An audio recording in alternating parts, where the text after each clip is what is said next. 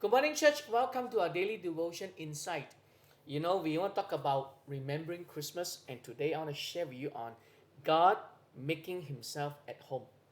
God making Himself at home.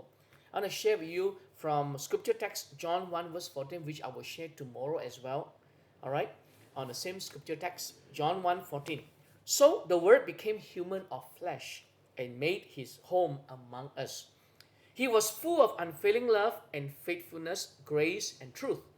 And we have seen His glory and the glory of the Father's one and only Son.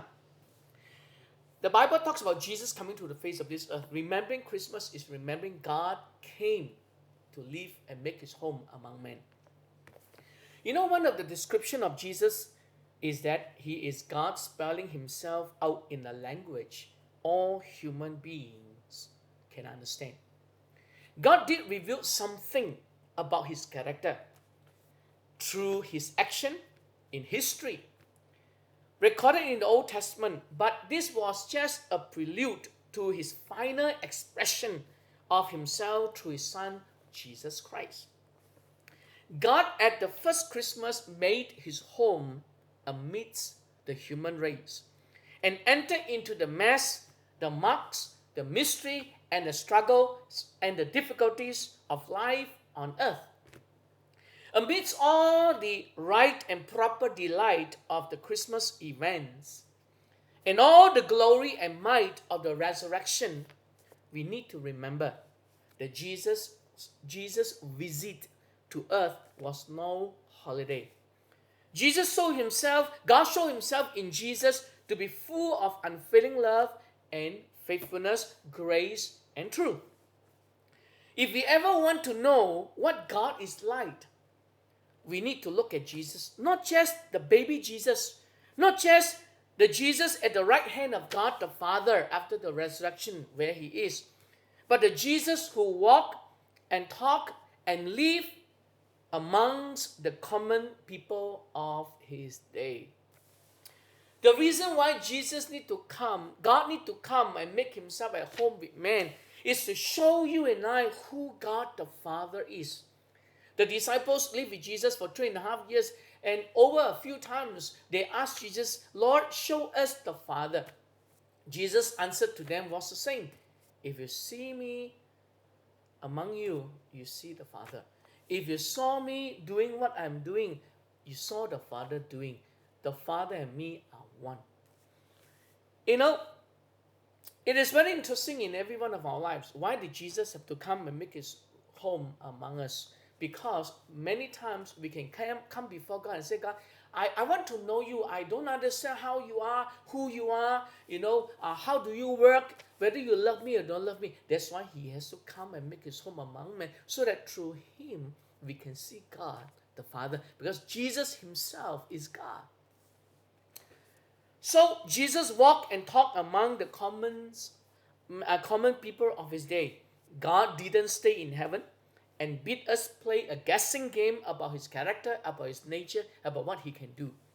Nor did He suggest we read profound philosophical texts on religion so as to understand what God is like. He didn't even invite us to look deep within and find Him inside of us. What He did was He showed up in person, and yet in a form we could appreciate. He made His home with us so that we might one day find our home with Him. That's the reason why Jesus had to come 2,000 over years ago, to show you and I God, to reveal you and I what God can do. When you see Jesus do, you see God the Father is doing. Because Jesus said, He and me, the Father and me are one. So the interesting thing about God making Himself known at home, or Himself at home with you and I, is that a lot of people in the world don't understand who God is. And Jesus had to come to reveal who God the Father is. So that when you and I see Him, Jesus living among men, you see His character, you see the way He talked, you see the way He loved people, you see the way He sacrificed Himself, you see the way He struggles with pain and suffering and hunger and thirst.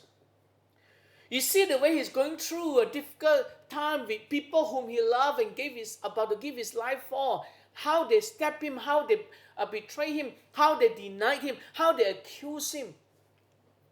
If you see the difficult time he has with his own family members, you see it in him. And when we go through difficult times with people, with friends, with family members, with struggles, with sicknesses and diseases, with hunger and life, Jesus has revealed himself so that he can identify with you and I. So when whatever you and I go through, he understood. He understands. Amen? So therefore, for those of you who do not know Jesus, it's a good time to open your heart to him, to receive him into your heart as your God and personal Savior. But for those of us who have already known Jesus, is Jesus still with us in our heart? Is Jesus put into a cold storage? When we need him, we call him. When we don't need him, we say, please stand aside. I want to do my own thing. If you see the way Jesus forgiving people, are you forgiving people? You see Jesus loving people, are you loving people? If you see Jesus blessing people, are you blessing people? If you see Jesus sacrificing and helping out people, are you sacrificing and helping out people? When you see Jesus overcoming difficulties in life, are you overcoming difficulties in life? So therefore, Jesus showed up in person 2,000 years ago in a form that we could appreciate, and he made his home among us. So therefore, for those who do not know him, will you invite him into your heart as your God and personal Savior? For those of you who have Jesus in your heart already and you are believing in him, can you walk with him faithfully in your life? Amen? So tomorrow I'm going to share with you on making room for Jesus in our life. Not just knowing him, understanding him, but making room for him to be in our daily life and our daily walk with him. Amen? So God made himself at home in this world. Make him at home in our life too. Amen? So may the Lord bless you. Let's pray. Father, we pray that you bless all who are here listening to your word. Help us not just to listen, but be willing to allow you to make your home in our lives,